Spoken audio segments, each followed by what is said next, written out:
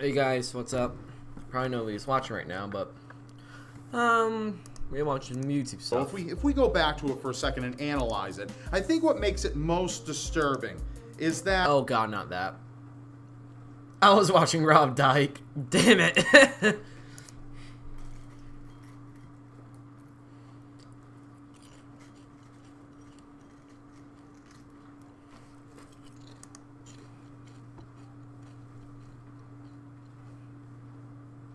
I think what makes it most disturbing is that Oh god, not that. I was watching Rob Dyke. Damn it. Alright, so I'll just watch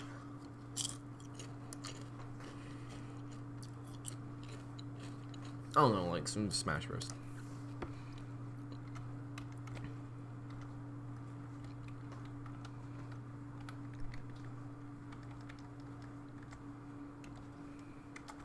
Alright. I'm subtracting, right? I think I am.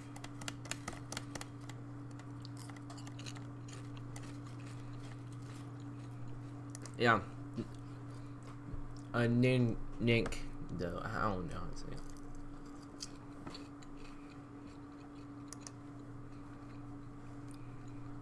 Okay, who are you going? I'm gonna go, I think I'm gonna go Sheik.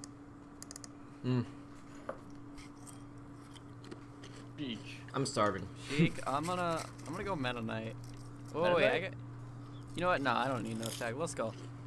Oh, you don't need a tag. Are you sure about that? I'm sure. Yeah. All right, if you're positive. I can deal with. Yo, what's up, man? I can't keep cool. I don't know what you're talking about. What's the issue here? I don't know. Oh, it's a Pelipper, right? Yeah, way back there. Yeah. Yeah, I don't know why there's a Pokemon on Animal Crossing stage. Yeah, Sorry about that. That's a little silly. There you go. Yeah, it's kind of silly, man. I don't know why they did it, really. Hey, Salty. I don't know what it is though. I think something's off.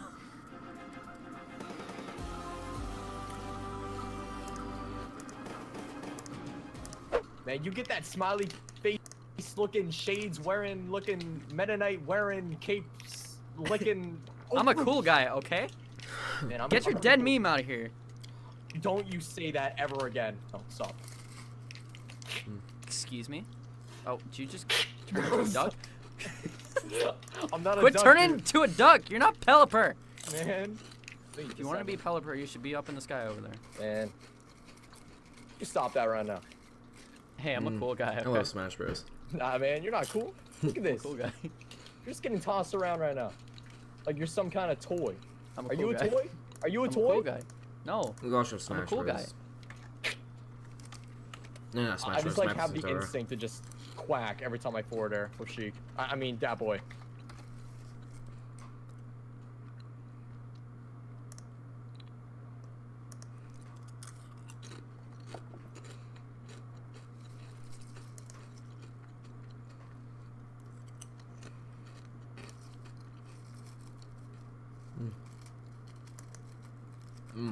I haven't seen the full thing of this yet. I haven't seen this video in a while. Last time I saw this was maybe 3 weeks ago. Or when it first uploaded.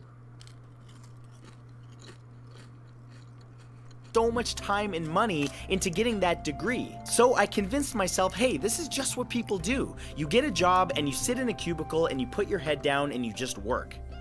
One day the firm administrator called me into their office and had an envelope in front of them. Thank you for everything you've done here, but business has slowed down and you got to go now. Bye-bye. And within minutes, that safe job I had worked all of those years suddenly wasn't so safe anymore. We're taught to take the safe route, but the truth is, the safe route isn't safe at all. So why am I not taking the same risk by working for myself? I had discovered YouTube a year prior and fell in love with it. I'd been making videos on the side occasionally for fun, but now I decided it was time to go all in. But I won't lie, my time off was tough. I had no guarantee that taking this risk would actually ever pay off. There were many nights that I laid in bed wide awake wondering if I'd made the right decision at all. I spent the next year of my life broke and feeling lost with no sense of direction. I felt like Matthew Centaur still had hair. So there's Salty. I was just floating in an endless sea of doubt. All that I had was faith and a little determination. But at the end of that year, something happened. My videos started getting views. My videos went from getting a few hundred views to a few thousand to tens of thousands and eventually hundreds of thousands. After a few months, I started making the same as my accounting job, and then more. It took something bad to happen to me to force me to try something new. Something that might make me happy. And I think that's where most people in this world fall flat. Most people are not willing to take a risk on a better life that makes them happier because they've gotten comfortable in a job or a life that just doesn't fulfill them. The reason I'm telling you this story is in case you are one of those people who has that nagging voice in their minds telling you that this isn't what you were meant to do. I'm here to tell you that that is your heart talking, and it knows what's best for you. Listen to it. Pursue your passion. I promise, if you stick with it long enough, you will be successful, whatever that thing is. So that's my story. I really hope you guys enjoyed it. What'd you think? As far as I'm concerned, Storyboot killed it. It's a lot better than the stick figures I could draw. If you guys enjoyed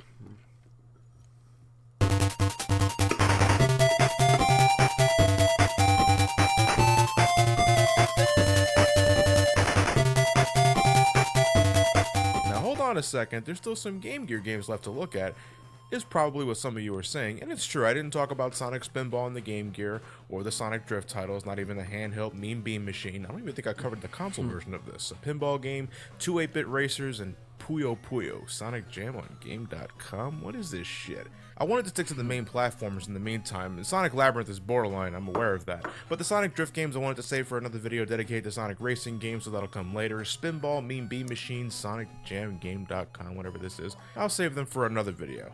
So, what do you guys know about DIMPs? Yeah, by the late 2000s, in terms of Sonic games, they became the butt of dash pads, bottomless pits, and physics. DIMPs became the de facto developer for Sonic's handheld adventures after his Game Gear career, and though you may think of Sonic Rush and Sonic the Hedgehog 4 when they come to mind, their origins go further back. They're also responsible for the Sonic Advance trilogy, and before even then, they technically made their Sonic debut with a relatively obscure handheld title released in 1999, not for the Game Gear, but for the Neo Geo Pocket Color. Executive producer of the game, Takeshi Nishiyama, who worked under SNK at the time, would later go on his own path and become the founder of DIMPs in 2000, so if you ask me, I think this counts as DIMP's first ever Sonic game, Sonic Pocket Adventure. And immediately as I turn the game on, it wants me to go to my room. Okay, Mom, calm it down. I thought this game was some sort of Sonic Adventure supplementary material when I first discovered this. That render of Sonic is ripped right out of Adventure, but little did I know that wouldn't be the only thing Sonic Pocket Adventure would borrow.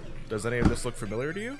Yeah, looks a hell of a lot like Sonic 2 on the Genesis, doesn't it? Well, that's because Sonic Pocket Adventure is pretty much Sonic 2 on the Genesis with the serial numbers filed off and replaced with new ones. The graphics are bright and dazzling, but instead of Emerald Hill, Chemical Plant, and Aquatic Ruin, we have Neo South Island, Secret Plant, and Aquatic Relics. They didn't even bother renaming Sky Chase, though. That shit is still Sky Chase. No one gave a shit about this zone. It doesn't just stop at zone aesthetics either. Most of the level design is brought from the console game too. I've played Sonic 2 so many times, I got a certain way of playing the game, you know? And when I popped in Pocket Adventure for the first time, I was running, jumping, and hitting all the notes as if I was playing the Genesis game. Sonic controls just fine, the spin dash works as it should. Yeah, looks all accounted for, barring the sudden inclusion of bottomless pits and not Chemical Plant. Oh fuck, they're planting the seeds. There's some differences. See if I recognize you. Alright, you don't do content, alright. I don't even know who you are. Some making the levels a little longer, a little easier, or more difficult. This game's not Wing Fortress Stone is much longer here, but offers more pathways to explore as Constellation. Going underwater in Aquatic Relics is not as dangerous as Aquatic Ruin, given the simpler design and abundance of air bubbles. The color scheme of Gigantic Angel reminds me of Scrap Brain Zone, though I'm sure this is just this game. Oh, fuck you, I knew it! Kiss my fucking ass, Slicers! Taking away all my rings I need for special stages, and God knows I only have enough chances to get those that oh fucking hell! Great to see everything checks out here. But the end of the zones threw me for a spin for as much as this game takes from Sonic 2. The battles with Dr. Robotnik are entirely different, from a giant hammer, balancing platforms, to knocking him around like a pinball. I initially had a hard time with this encounter, the one at the end of Gigantic Angel. I thought you could only hit him as he Indian gamer, periodically what's dipped up? to a level Sonic could reach him from. He has no reason to do that shit, by the way, but he does it anyway, you fucking moron. But back to the point, getting a clean shot when he dropped wasn't always a guarantee because he could shoot 8-way projectiles at random, and if he was dropping a bomb, the bomb itself could hurt Sonic on the way down. Then out of complete fucking happenstance, I found out you could jump off the explosions the bombs give off when they hit the ground. Now you tell me, how the fuck does that make any sense? Did Sonic swallow a fire shield, Welcome to the naturally stream. How y'all inheriting its doing so powers? far? Of course he fucking didn't. There aren't any elemental shields in this game at all. Though for some reason this game loves Sonic 3's If there's any soundtrack. Just audio about every track that's is an going epic recreation around, of some of my favorite tell me Sonic what tunes to of all do. time. It's good to my Tell ears, me but what this to makes do. no Tell me sense. if there's any audio Sonic's glitches many or things. anything. He ain't fucking fireproof. Pocket Adventure is easily video beatable in quality under might an not hour. be It the doesn't best, reuse every but zone from Sonic 2, just a handful of them. It's- But they still they still rock the make same me number of about that. alternate pathways and power-ups like speed shoes and shields, like you would expect from the Genesis Classic. And for some added replayability, there's puzzle pieces hidden throughout every stage you can collect to build some puzzles in your collection. A minor addition, but something you completionists can sink your teeth in, I guess. If you want to easily double your playtime, go after those Chaos Emeralds, because Dimps is known for a lot of things in Sonic the Hedgehog design, making you the have emeralds good fucking content, impossible to I'll obtain sub is to certainly you. one of the more infamous tropes, and Pocket Adventure is no fucking exception. Pocket Adventure has 2 acts per zone, but you can only get the emerald at the end of Act 1, jumping into this giant ring at the end of this.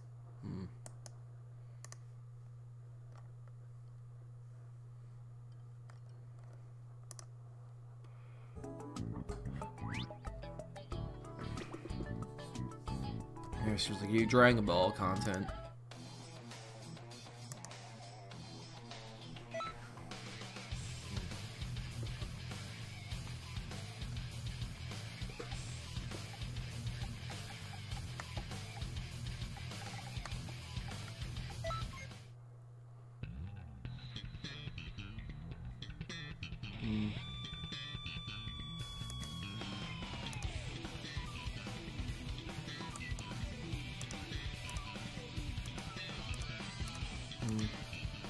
I'll think about it.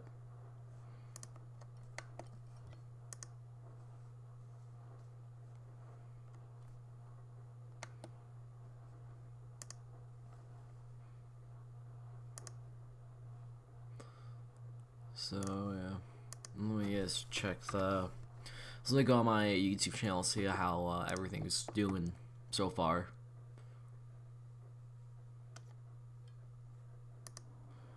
And that thumbnail looks like I am so damn high. The stage like you do in Sonic 1. Getting to the After special this, I stage might is not the watch some problem. more It's scary this shit. videos. Yep, that goddamn half pipe is back, and I know this is more of a me problem. I fucking suck at the half pipe shit. And by the 5th and 6th emerald, it's like pulling teeth with how sensitive this control is. The biggest problem, however, is the limited number of attempts you get at collecting the emeralds. Ironically, it's not like Sonic 2 where you had multiple checkpoints you can cross within a stage to keep trying. There's 6 Chaos Emeralds to collect in Pocket Adventure via special stages, and you get exactly 6 attempts. Mess up one time and kiss that perfect ending goodbye. Reload that save file and try again. The 7th emerald is tied to the plot, where you get it from Knuckles, Robotnik steals it, Knuckles fucking uppercuts you to the sky to help chase the fat man down, and you get it back by beating Robotnik's final contraption the right way. Yeah, But this game Knuckles, also that's has a supposed to Doomsday help. Zone of the sort. It's just not as epic. The boss isn't nearly as tense, and the background music is not the adrenaline-filled Doomsday Zone, but the calm and relaxing Sky Sanctuary. Somebody fucked up there. Given the amount of pain you'll suffer to grab the emeralds, all for an exclusive stage is not as climactic as it could have been, with no way to utilize Supersonic in the regular game. It's a total bummer this is all you get to show for it, and just a spoiler warning, this isn't the only time I'll be saying that shit. So don't feel too bad if you can't get all the emeralds by the end of the game. The normal ending is by no means dour, just like Sonic 2. In fact, I think it's best to look at Sonic Pocket Adventure as Sonic 2 remixed, Sonic 2 Lite, Diet Sonic 2? One of those. You can kind of look at it as a transitional game as well. The moment Sonic stepped away from his classic upbringings. I hope this doesn't offend you, Dave Gamer, but I want to choose one I want to watch, so not to be rude or anything. Not trying to Into be his rude or more anything. modern aesthetics. Just look at Sonic here. He's got his classic proportions, but he's got the green eyes. Not a bad compromise if you ask me. I like this sprite. Dr. Robotnik begins the game with his classic look, but by the end of it, he's made his change to his iconic adventure design. We're seeing the transformation unfold under our very eyes. Sonic Pocket Adventure, at the time, can be seen as one final hurrah to Sonic's classic days, because after this, it's strictly long spines, green eyes, and noodle limbs.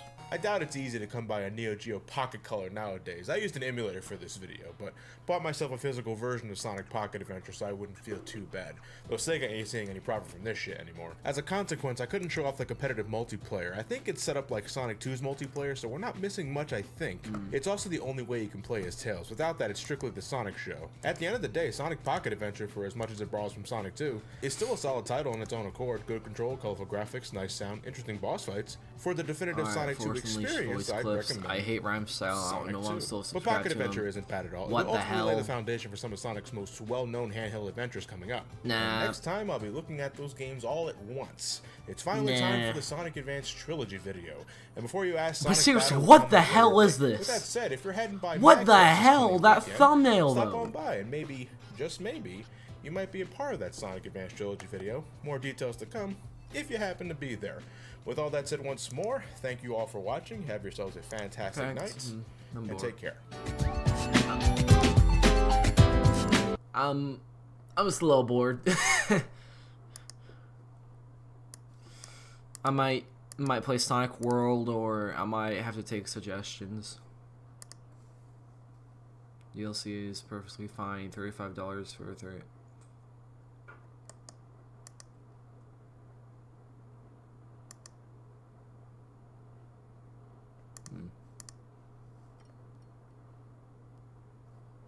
Man, most of the prices got a lot of views. I was actually really pissed off about the DLC stuff. So, DLC is perfectly fine at $35. $35 for 8K.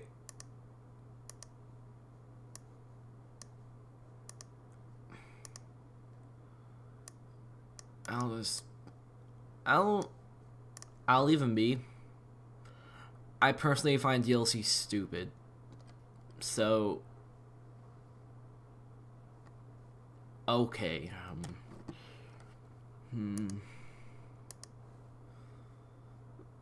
I'm not even mad. I'm not. Okay, that's not what I'm mad about. All right. In case you didn't know what happened in this video, I was ranting about about Dragon Ball FighterZ and how the Ultimate Edition only added 2 useless things. I don't mind DLC. I just hated that they added anime music, which is basically from the anime, which you can look up on YouTube, and the FighterZ voice pack, which should be in the game from the beginning. I'm not mad about the FighterZ edition. I mean, like, yeah, I don't like the DLC on that one, but it's DLC. What do you expect? Whatever. But what I'm mad about this is that it's 2 useless things that should be in the game from the beginning. Just think of it like that. This is $110. This is $95. This is $60. Just let that sink in your head for a moment. Especially this. With only adding 2 extra things that are useless is an extra, I think it was $15? Yeah, $15. Think about that for a moment. Think about that for a moment.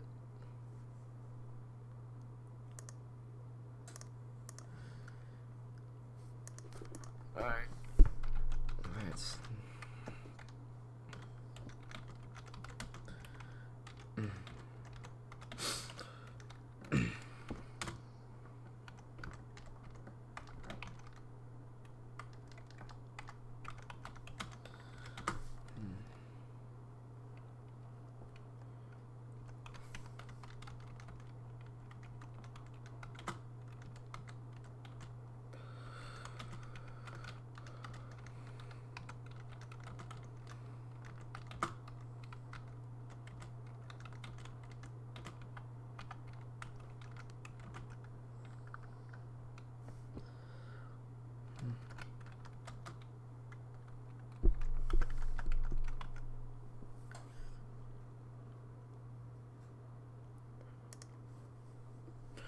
Alright. I might turn on links for a video in the chat. I don't know, I might play Sonic World, or I'll just do whatever.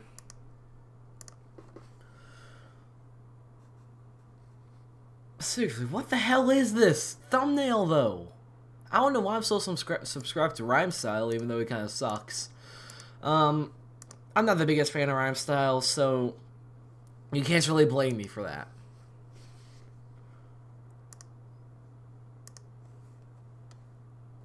I kind of hate the Dragon Ball fandom and like in general. Super. Okay. Let's. I'm gonna watch. Well, should I watch Nostalgia Critic or play Sonic World?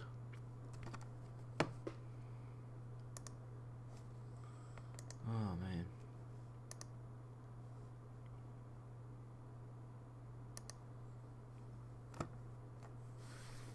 All right. I'll just watch.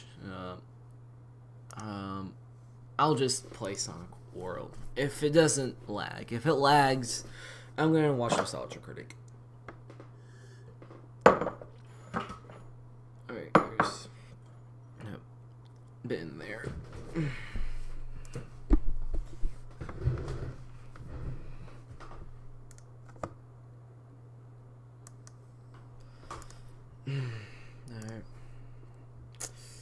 Alright, fine, I'll watch Nostalgia Critic.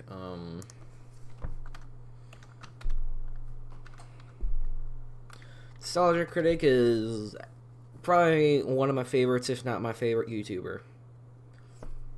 Or channel awesome, that's like the secret Nostalgia Critic. The rest, I don't give a flying. I really don't care about. Except for his first viewing. His first viewings can be actually pretty funny, but the rest, I don't give a flying crap about him. I'm not gonna go that far into cussing. So yeah. So I know there's kids who watch, so I'm gonna try and keep it kind of mild. Hey, I know something that could soothe us. Nah, I'm just kidding. All right, so Kangaroo Jack, Goofy movie. I'm gonna go to one I haven't seen yet. Yeah, Obi-Wan. I really want that Obi-Wan Kenobi movie.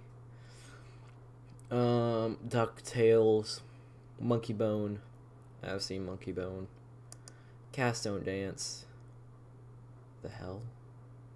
Norm of the North. I've seen it. I really want to see it again. Despicable Me 3. Best Nostalgia Critic episodes. Wonder Woman. Best Pixar movies. For some reason, for the best DBZ transformations, for some reason I hated that video. It was just so boring.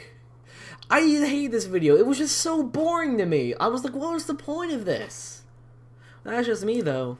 I've seen the Goofy movie review. I want to go on one. I haven't seen it. It's just this video was so boring.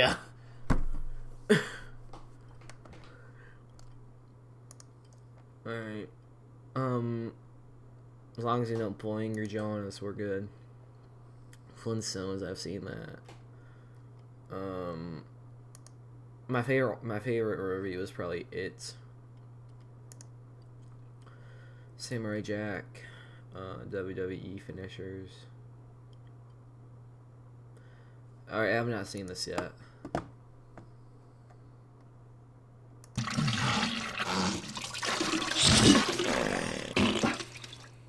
Hello, I'm the Nostalgia Critic. I remembered, so you don't have to. Bad kitty.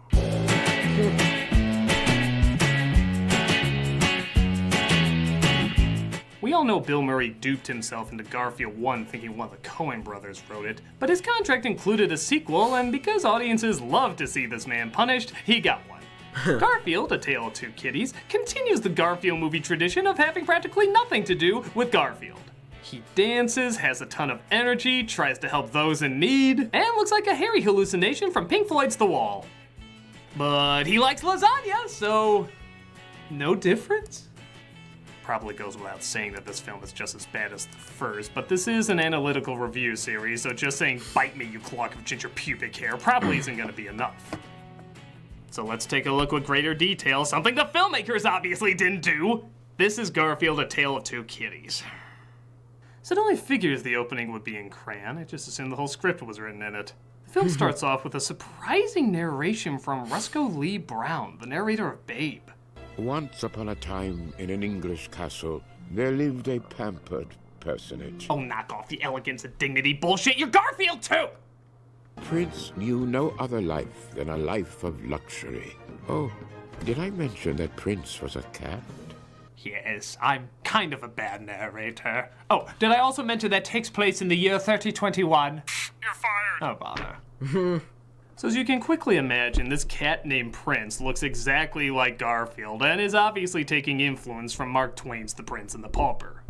If that's so, why is your title satirizing A Tale of Two Cities? In fact, why did the opening credits have fairy tales? None of these things are connected! Wait, what did I This has say? less to do What? with Garfield than the rest of the movie has anything to do with Garfield! Wait, Garfield 2. The tale of two titties.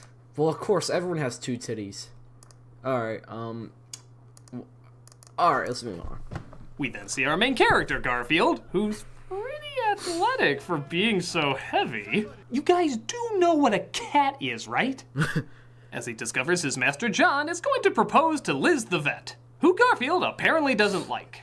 Whatever happened to John? My metalhead guy, my dude. You were so much cooler when you wore a mullet. Now they're suggesting that John had a mullet. I'm cold. Did he? But Liz interrupts his big question because apparently she's been invited to go to England to speak at the Royal Animal... England is my city, boy! I'm sorry, I just had to say it. I'm sorry, I just had to say it. England is a city. I'm sorry, I just had to say it. John had a mullet. I'm cold. Did he? Say it. I'm sorry, I just had to say it. England is my city! Now they're suggesting that John had a mullet. I'm cold. Did... Alright. Conversancy. Jane Goodall dropped out at the last minute because she's nursing a sick chimp, and they asked me. Ah, yes. Shane Me? Goodall, Liz the vet. I totally understand this choice. That's like saying, what? We can't get Rudy Giuliani to open the 9/11 museum? We'll bring in Paul Blart Mall. That's a fitting replacement. We do the smart thing. John decides to follow Liz to England, where we see the owner of Prince has died, and so a stretched Stephen Colbert reads the will saying who gets what. I leave all my worldly possessions to my beloved kitty, Prince the 12th. I, Prince, the new lord of the castle? That's right. Legality be damned. Cats can now own property and titleship. What? Come on, as if anyone would be stupid enough to give uncontrollable power to a dumb orange narcissist with no experience whatsoever. Exactly. Even if they did, I imagine his inauguration would be about this big.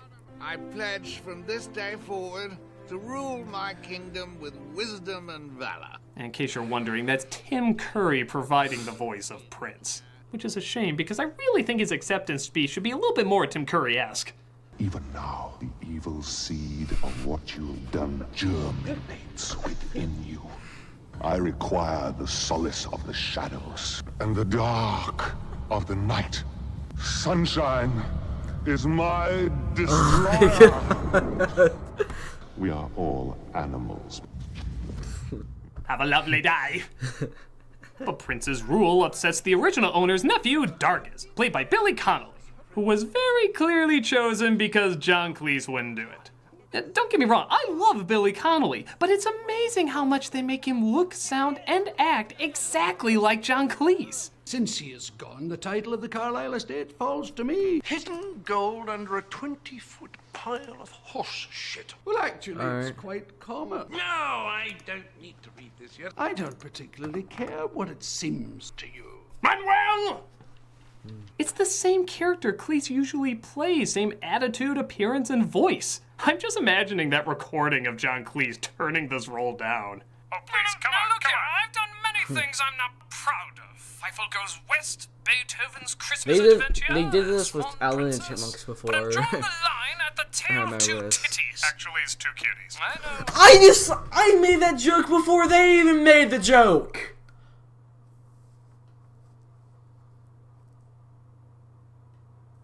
What I said? Now, if you'll excuse me, I'm off to film the adventures of Pluto Cartoon Nash. Over our movie? Not proudly, but firmly. Fuck off, pigs. So while Prince is enjoying his continuous life of luxury, Jesus Christ, I thought those were centaurs. Connolly decides it's all water under the bridge by placing Prince in water under the bridge. So the animals try to foil whatever Connolly's evil plans are. Duck season! Rabbit season! You wouldn't want to injure the creatures, would you? No, only aim for the orange ones with celebrities mumbling swear words under their breath. But Garfield decides while in Britain, he should probably look around. First, let's grab some chow. Before I eat your liver, with some fava beans and a nice Chianti. Why do bad sequels think kids have seen Silence of the Lambs? Do they play it on Cartoon Network? They do a crossover with Gumball? But one of the butlers comes across Garfield, of course mistaking him for Prince, while Prince is in a nearby sewer. Hello? Wait. So what's supposed to be going on here exactly? I need to let my dog in. I'll be right back. Molly?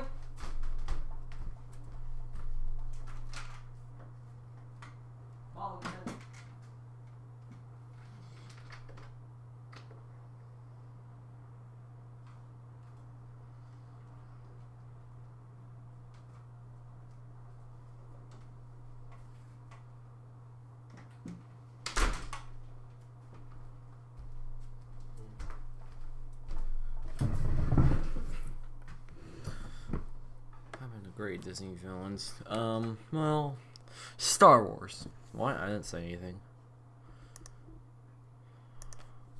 Come on, help a chap.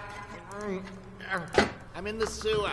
Oh, come on. You have a Silence of the Lambs joke, yet you have Tim Curry in a sewer and you don't do this. Hi, Georgie. Ravenloft. It's so true. I must return to my throne. What here? Huh. How come every animal in this movie can talk but you? It didn't make sense in the comic strip either. Is anything in this movie improved on? Bath time for you, buddy. Well, that's the best news I've had all day. The dog's not very bright, is he? Where are you taking me? Is it somewhere lovely? You know, I understand that the humans can't hear the animals in this, but do they ever question why many of them have spastic movements that seem eerily similar to human conversations? Exactly. What is it, feline with human attributes? Well, this just seems totally normal to me. Should I be concerned? Oh, I know. I'll use my feline with human attributes translator. Still not talking. Is this something just cats do? No. We communicate just fine. She's just having a stroke. Come along, darling. We'll get you to a doctor. What? Yeah. Take her to Liz the vet. I hear she's the next Jane Goodall. It looks like he was found just in time as Connolly has evil plans to turn the giant estate into a spa. So like 10 minutes. Actually, that sounds lovely.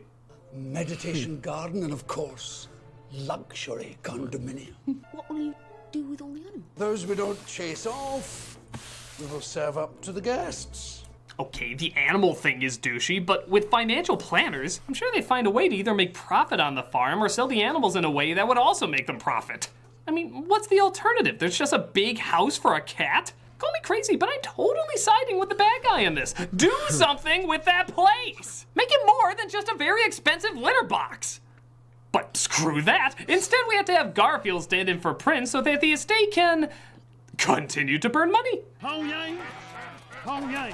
Attention, animals that can sense things through smell. Here is an obvious imposter. Fall for it. Archers is going to bulldoze the barnyard and feed us to the tourists. Oh, let him try. He'll have to deal with these fists of fury, won't he? Yeah, he'll have to put up with our blank stares. Endure how unfocused we all are. But Garfield has shown that him staying there is very important, as apparently the feline inbreeding is so thick that there's literally not one difference in between them. I've got a house inside of the house. Oh, blimey. Hey, they got to the fart joke much slower than I originally expected they would. Oops.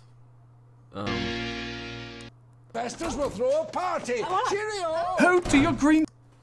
Well struck, sire. Good tone, smooth finish. Oh, it's how Jim Davis reacted after seeing his creation destroyed, but held a big residual check at the same time. I got me online. So Garfield. What do you mean by that? After this watch, after Sonic Generations, Level Mods, Radical Soda.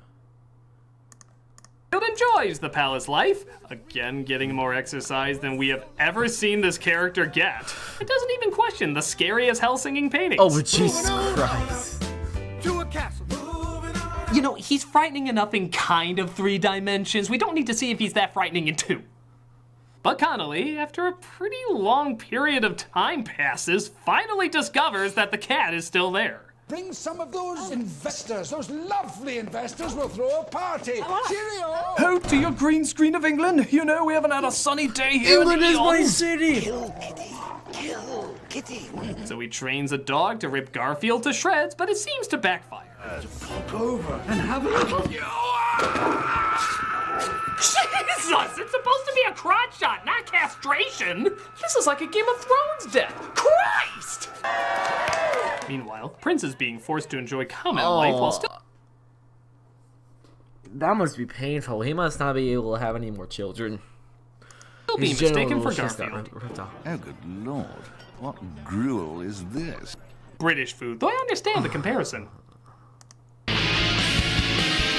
mean, after the SWAT simulation. Okay. So you're gonna play it, or what?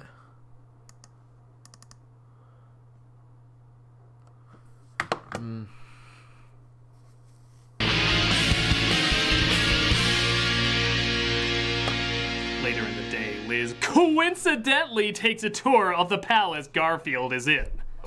I'm as shocked as you! If I may, one question. Liz. Not that Liz! Oh, thank God we got rid of that good old bitch! You're the real connection to the animal mind! What would you say if I were to donate one of my priceless oil paintings? That royal sleaze is hitting on Liz. The person I was trying to keep out of my life and now I suddenly care about for no reason. Yeah. These transitions are as smooth as a slip and slide becoming a slip and sandpaper. You moron. Connolly throws him in the dungeon, but his animal friends are there to help him get out. What'd you finally hear my stomach growling? No, but we heard your tiresome monologue. Let's get you out of here, Your Royal Highness. How exactly does this dungeon work? Exactly. You pull on the chains like anyone would do in a dungeon, especially if you're gonna handcuff somebody, and that opens a way out? Kind of counterproductive, isn't it? Do most villains have setups like that? In 5 minutes, Batgirl, this whole room will fill with laughing gas. Better figure a way out if you don't want a bad case of the giggles.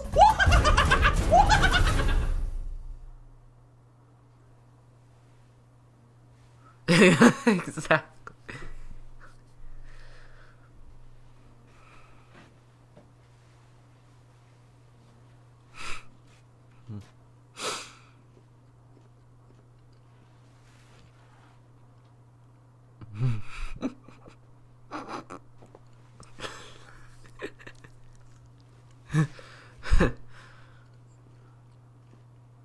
Outside the dungeon, Garfield finally comes face to face with a mirror in the garden. What? Oh God, no. Oh my God, no!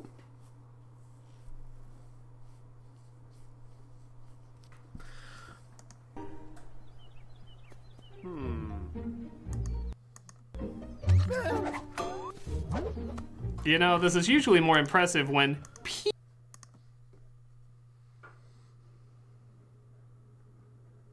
I cannot unsee what I just saw. people are doing it. You know, instead of animated vomit stains that you can move however you want. Two people moving in exact unison is very impressive, but when one animated cartoon moves exactly like the other animated cartoon, it just kind of looks like you copied it. What's that movie? Oh, yes, of course. It looks so realistic, I didn't even know it was CG. I'll bet he's just using that as an excuse. But when Prince returns, it looks like he just wants to run away from Connolly. Garfield, again, in typical Garfield fashion, applies his bravery and self-motivation to inspire the others. You know, I have to believe we can do better. We don't leave. We stand and we kick royal butt. Is it really that hard just to open one of these? Exactly. But this movie's not done trying to be the next Santa Paws, as all the animals come together to foil Connolly's plans. Stupid cat! Oh, yeah. You never know when you might need a mace. Good to have those lying Exactly. around. That must have been great on those tours we see all the time. Feel free to touch the mace. Take one home as a souvenir. It's a great form of punishment if you can't show them this movie. After the animals give Connolly the runaround, he takes measures into his own hands. Not a moment too soon. Let her go. All in good time. No! Not Liz! She was gonna cure animal cancer! That's Liz! But one weasel bites off another weasel. What's the point? We know there's nothing left up there. Exactly! Exactly! He seems to be safe. I've been trying to get the courage up to ask you something all week. Looking for something? Liz, will you marry me? No. Ah, yes. Damn it. Marriage. That's what this was all about. Garfield getting over his hatred of Liz and his love for John by being separated from them in most of the movie and learning absolute squat. Tell me the credits are around the corner. Oh, wow, it's like the next scene. This movie wants to end itself as much as I do. So that was The Prince and the Pussy. I mean furry tale theater. I mean a tale of... Prince and the Pussy.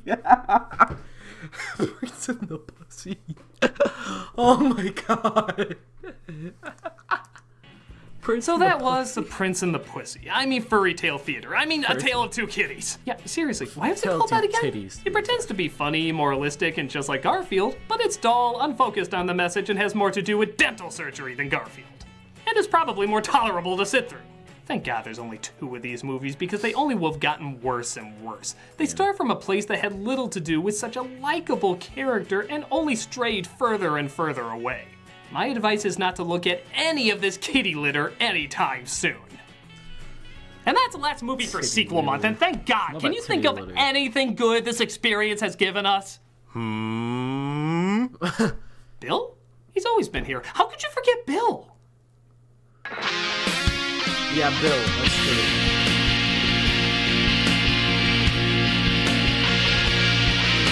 Let's skip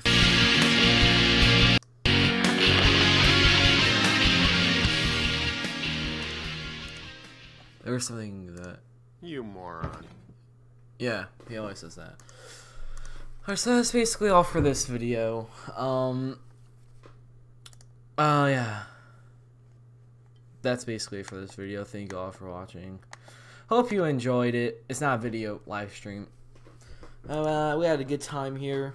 I'll take a shower now.